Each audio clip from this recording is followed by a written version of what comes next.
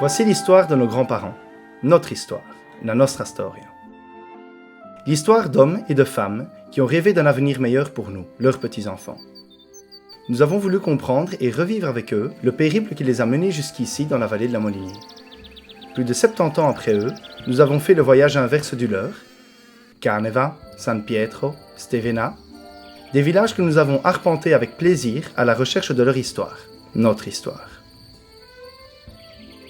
Nous avons tout d'abord voulu comprendre la situation dans laquelle ils vivaient, qu'est-ce qui a motivé leur décision de tout quitter, et comment s'est passé leur voyage jusqu'ici. C'était une personne très pauvre, la petite. Très pauvre. J'ai marché beaucoup, mendié. Il n'y avait pas beaucoup de travail. Hein. Alors c'est son frère ici, de mon mari, qui l'a fait venir ici. À la fin de la guerre, notre région, du moins une grande partie d'Italie, était très pauvre de main-d'œuvre. Elle avait beaucoup de main-d'œuvre, mais pas de travail. Quoi. Ici en Belgique, il manquait d'ouvriers, enfin. Alors c'est ça que son frère, il a dit, bien, qu'il demande. Et voilà. Alors ils ont opté pour venir, c'est Carmeuse, la société de Carmeuse qui est allée à Caneva, sur la place de Caneva, chercher de la main-d'œuvre, un représentant de Carmeuse. Et celui qui ne pouvait pas, qui ne voulait pas travailler, était obligé de partir, retourner en Italie.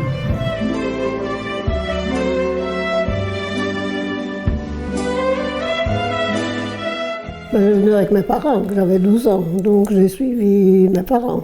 Je suis venue en Belgique parce que mes parents sont venus avant moi. Et après moi, je devais avoir un contrat de travail. Je suis partie dans l'Italie quand le 54, que tu as dit. Oui, le 54. Et alors, je suis venue à la carrière de Fourceau pour faire la cuisine à les hommes. Mais je n'en ai pas fait. À 11 ans, j'ai étudié la géographie et les pays plus petits. Et alors, ça rentrait la Belgique, dans ça. Alors j'ai dit, tiens, je voudrais bien connaître la Belgique. J'avais des bagages avec elle, et mon mari, il est ici. Et alors je suis venu avec maman. Papa était venu en Belgique en mois de mars en 1946, tout de suite après la guerre, à la fin de la guerre. C'est un de mes neveux qui m'a conduit, hein. Mais après, je suis partie tout seul. Hein.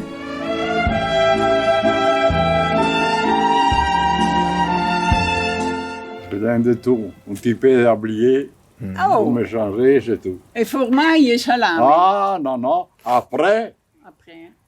moi, à ce moment-là, je ne veux rien. J'ai pris encore ma vieille machine dans une caisse. Mais après, quand je suis revenu ici, j'ai acheté celle électrique. Il me fallait les assiettes, il me fallait des couvre-lits, il me fallait des matelas, il me fallait tout nécessaire quand même. Hein. Maman avait fait un grand coffre en bois avec des draps de lit. C'est le linge qui pouvait lui servir parce qu'on n'avait déjà pas grand-chose en Italie, mais on n'aurait pas su le transporter. Donc, T'es nato in treno? 8 giorni di viaggio per arriver là-bas. C'est un voyage qui nous a pris 2 jours pour venir. Maintenant, on le fait en quelques heures, mais là, c'était 2 jours au train. À Milan, il fallait les signatures de toutes les consuls. On avait peur parce qu'on était tout seuls. Hein. Moi, j'étais dans un village, l'autre, c'était dans l'autre, et voilà. La dogana. La Suisse, Toutes les l'Italie, le Luxembourg, la France, la Belgique. En Suisse, il fallait ouvrir tout pour contrôler ce que j'avais sur moi. Et je me demandais, c'est vrai que quand on a passé la frontière, j'avais 12 ans, et quand on a passé la frontière à Arlon, je dis, ben, c'est comme chez nous. Je me souviens de t'arriver à Namur, parce que maintenant je sais que c'est Namur, parce que j'ai un souvenir du canal de la Sambre. Mais comment ont-ils été accueillis à leur arrivée en Belgique? Comment, en tant qu'étrangers, se sont-ils débrouillés pour se faire comprendre, trouver un logement et un travail décent? Je suis arrivée, il y avait des baraquements alors, hein. Et là, j'ai trouvé beaucoup d'Italiens. Là, il y avait un baraquement où j'ai habité, moi, pendant 7-8 ans, jusqu'à mon mariage, quoi, du moins. Et ben, là, c'était que 3 pièces, la cuisine, la chambre des parents et la chambre des enfants. Parce que les premières Italiennes ne trouvaient pas de maison en Belgique. Parce qu'ils disaient que nous autres, on détruisait les maisons. Moi, c'était très bien, j'étais fille unique, mais celui qui avait 3 enfants ou 4 enfants, il n'avait qu'une chambre pour les enfants. Tous les Italiens qui venaient en Belgique devaient trouver un logement pour pouvoir s'installer en Belgique. Donc celui qui n'en avait pas, il venait loger chez nous. Je suis restée 2 ou 3 ans dans le baraquement.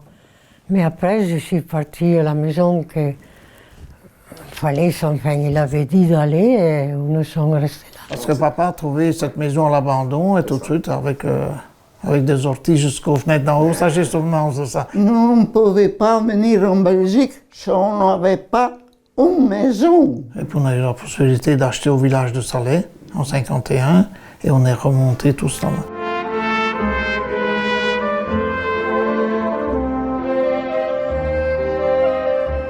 Papa disait toujours, on a été intégré en Belgique.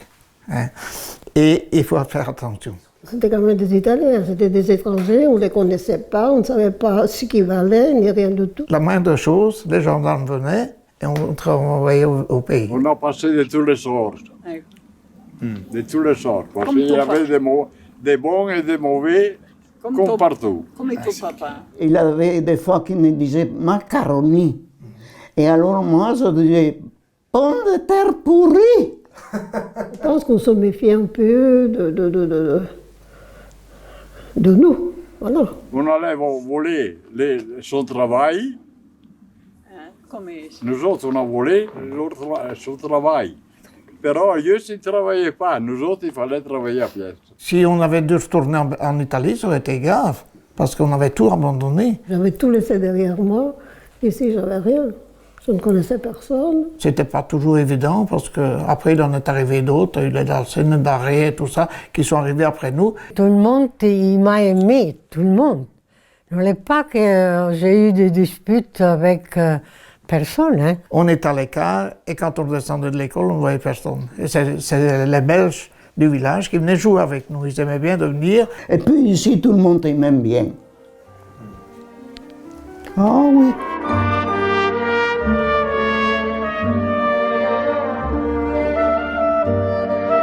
Oui, c'était un petit peu triste parce que je ne savais pas parler. J'étais contente.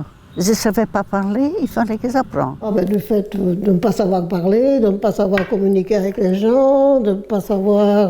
voilà. Oui, on a commencé à connaître les pays. Alors, on a commencé à aller à droite, à gauche, un peu partout. C'était mieux quand j'ai commencé à comprendre le français, que je commençais à parler, quoi. Je suis monté, et quand la première fois que j'étais à l'école, j'ai commencé à parler français. Pour faire les commissions, tu sais comment on faisait? On ne connaissait pas les noms de l'article. On faisait comme ça, avec le doigt. Et je n'ai pas été à l'école là-bas. J'ai appris en parlant avec les Belges. Les filles qu'il y avait là-bas.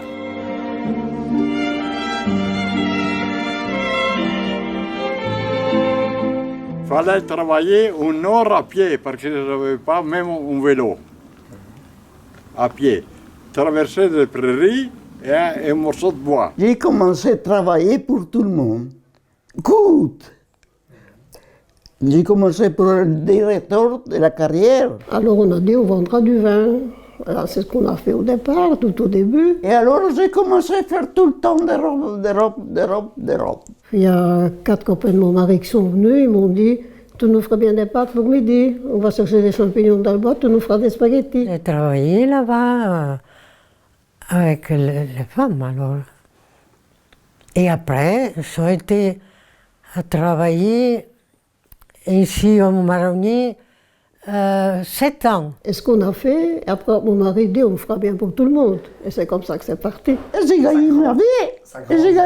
Et j'ai donné à manger à mes parents. La raison de vivre, c'était ça, c'est de trouver de l'emploi, c'est de trouver à manger pour tous les frères et sœurs. Alors les hommes, quand ils étaient à la maison, à la carrière, ils m'appelaient pour Maria, mettez quelque chose dans le frigo. Au matin, j'ai tricoté pour les enfants. Hein? Alors moi, je mettais quelque chose dans le frigo et ils descendaient. J'ai travaillé un petit peu, nettoyer l'église comme ça pour passer son temps. J'ai un oncle qui m'a encore rappelé la première fois que je suis en Italie, qui avait toujours dit à papa, ne va pas en Belgique, tu vas chercher l'amour en Belgique. Tout ce qu'on a fait, on l'a créé dans nos bras et dans notre travail, quoi. Parce que c'est lui qui rentrait tout de suite, qui retournait en Italie. Ils vont que dire, tu n'avais pas l'envie de travailler. Lui est resté, ils ont une maison, ils ont eu de biens. Pourquoi? Parce que grâce à ceux qui sont partis. Ceux qui ont parti, ils ont fait coup double, ils ont laissé de la besogne aux autres. Nos grands-parents ont quitté leur pays, leur famille et leurs amis pour nous assurer une vie meilleure.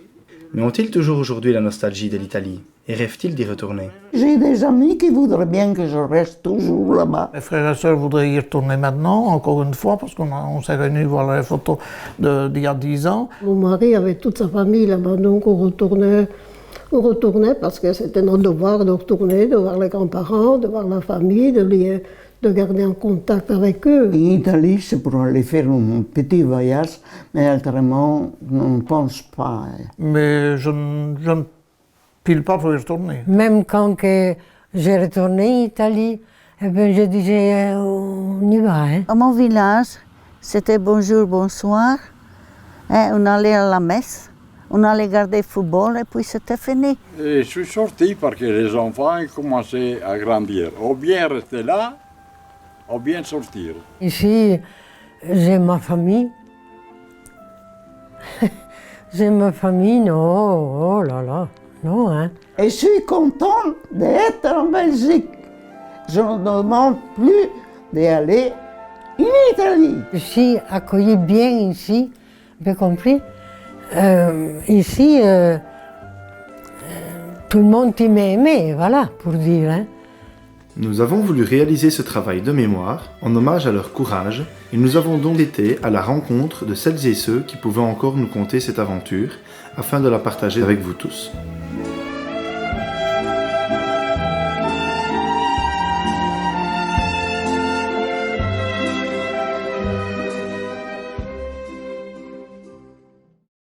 Hai fatto tutta quella strada per arrivare fin qui e ti è toccato partire bambina con una piccola valigia di cartone che hai cominciato a riempire 2 foglie di quella radura che non c'era già più, rossetti finti ed un astuccio di gemme e la valigia ha cominciato a pesare. Dovevi ancora partire e gli occhi han preso il colore del cielo. A furia di guardarlo e con quegli occhi ciò che vedevi, nessuno può saperlo. E sole, pioggia, neve e tempesta sulla valigia e nella tua testa e gambe per andare e bocca per baciare. Hai fatto tutta quella strada per arrivare fin qui e ad ogni sosta c'era sempre qualcuno. Papa, déjà en Italie, était souvent absent. Il revenait chaque fois pour faire un enfant à maman. Donc, et voilà. Toi, c'est qui, mon? Io, il figlio d'Angelo. Ah, le figlio d'Angelo! Sì.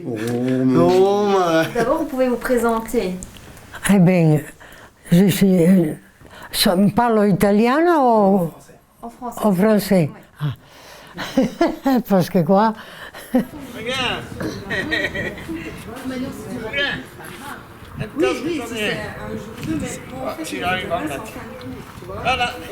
Alors quoi encore? T'as encore des questions de quoi? Il n'y en a plus rien, hein?